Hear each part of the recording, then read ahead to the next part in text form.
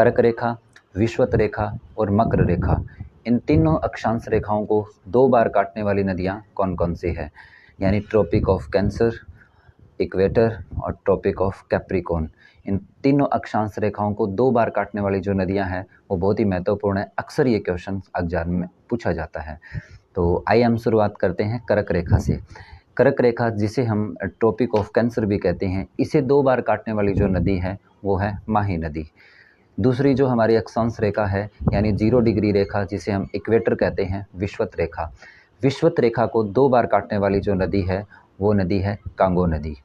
Third जो हमारी अक्षांश रेखा है, यानी महत्वपूर्ण जो अक्षांश रेखा है, मकर रेखा, जिसे हम ट्रॉपिक ऑफ कैप्रिकॉर्न कहते हैं। ट्रॉपिक ऑफ कैप्रिकॉर्न को 2 बार काटने वाली जो नदी है, वो है लिम्पोपो नदी। तो इन तीनों नदियों का नाम और तीनों जो ये अक्षांश रेखाएं हैं, इनका नाम अक्सर पूछा जाता है हर एग्जाम में कि इन्हें 2 बार काटने वाली जो नदियाँ कौन सी है। तो ट्रॉपिक ऑफ कैंसर को 2 बार काटने वाली नदी है, वो माही नदी है, और इक्वेटर को 2 बार काटने वाली जो नदी है, वो कांगो नदी है, और ट्रॉपिक ऑफ कैप्रिकॉर्न यानी मकर रेखा को 2 बार काटने वाली जो नदी है, वो लिम्पोपो नदी है।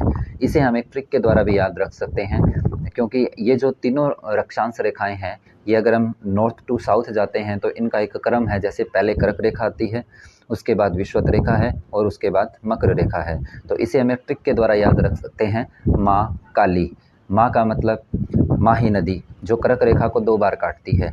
का मतलब कांगो नदी, जो विषुवत रेखा को 2 बार काटती है।